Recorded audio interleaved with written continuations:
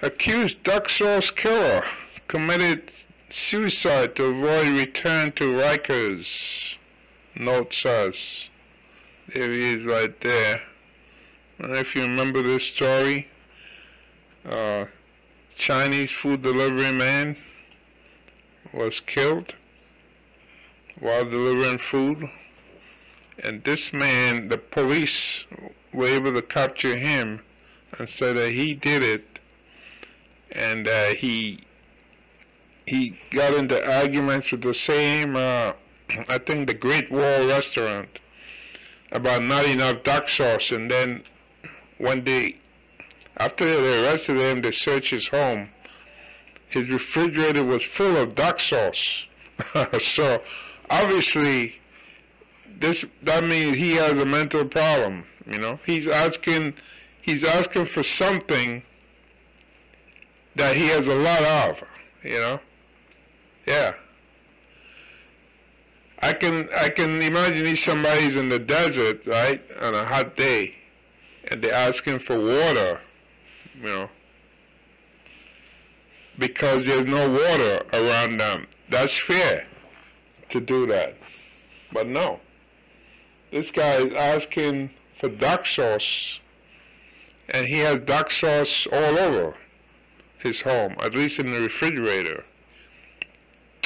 So it says here, let's get to the gist of the story. The accused Queen's duck sauce killer denied gunning down a restaurant delivery man and said he was committing suicide because he didn't want to be sent back to the notorious Rikers Island jail complex.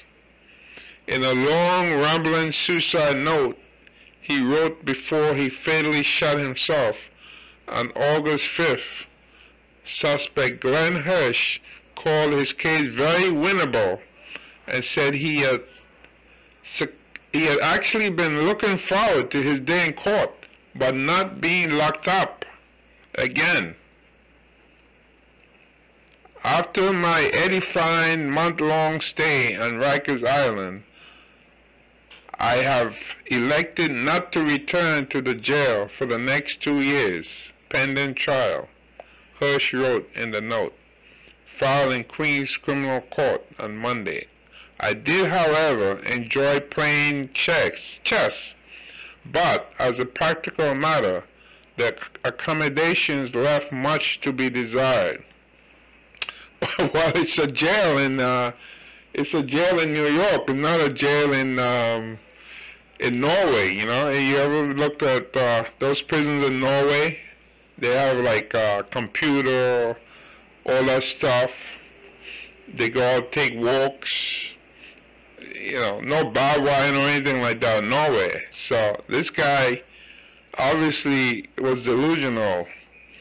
Hirsch was freed on bail for the April killing, a turn of events that sent shockwaves through the Briarwood community, where well-liked restaurant worker Jiwen Yan, 45, was killed on April 30th.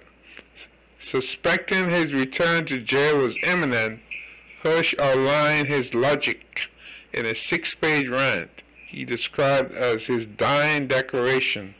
The angry screed took aim at prosecutors, detectives, and the media, including a Daily News reporter whom he falsely accused of unethical reporting. He even took issue with the owner of the Great Wall restaurant, where employees were still mourning the death of their co-worker. Hirsch also expressed outrage over his nickname in the headlines. I was given the absurd moniker of the duck sauce killer, he complained. Hirsch spent much of his last written message defending his wife, Dorothy Hirsch, 62, a nurse who was charged with hiding her husband's weapons in her apartment. Hirsch and his wife lived apart. Queens prosecutors have already dropped the most serious charges against her, but her lawyer, Mark Betterow, was appealing to prosecutors to introduce the suicide note as evidence to a grand jury to help clear her for the rest. Glenn is is unavailable to testify, Bedro said. He was aware at the time he wrote the note that his admission to his exclusive possession of the firearms was against his penal interest.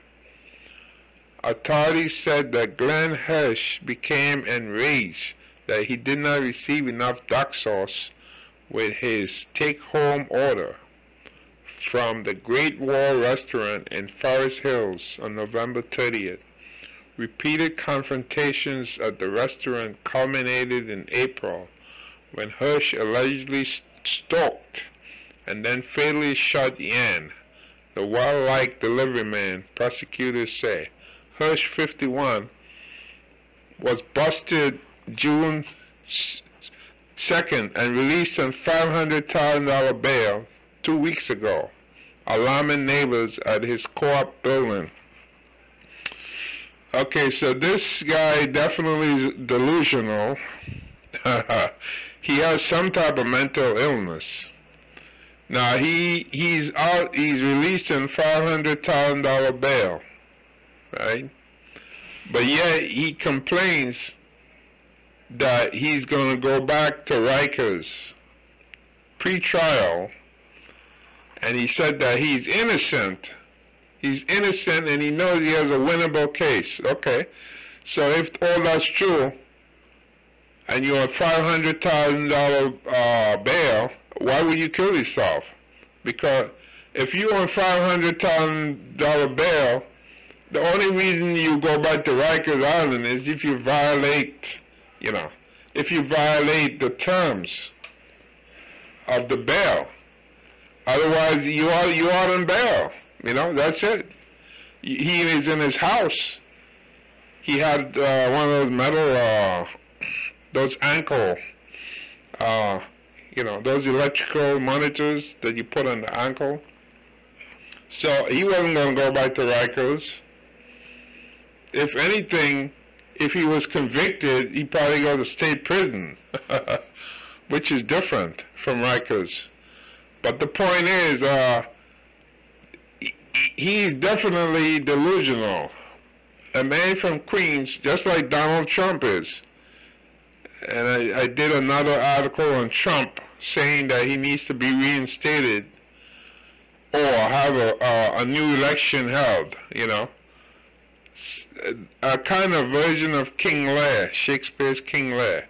Delusional, definitely suffering from some kind of mental deficit that is going on here, because $500,000 is a lot of money bail. Once you out on that, the only way they're going to take you back in is if something really comes up shocking, or you violate that order. So he wasn't going to go back to Rikers unless somebody can correct me. And I worked over there years ago in the clinics in Rikers, so I know how it is. So he did mention he enjoyed playing chess at Rikers. So you see, it's not that bad for some people, because some people who go to Rikers, at least when I was there, I think I was there like maybe in the late 90s. For some people, it's like a place to come home to. There's not much stress. There's not much of anything to worry about. One guy had a chart, one of those charts you write, medical chart. This guy used to be in and out of Rikers committing crimes. And over the years, there's a chart on him. And, that just tells you how many times he's been in and out of the prison. So it's like it was his second home.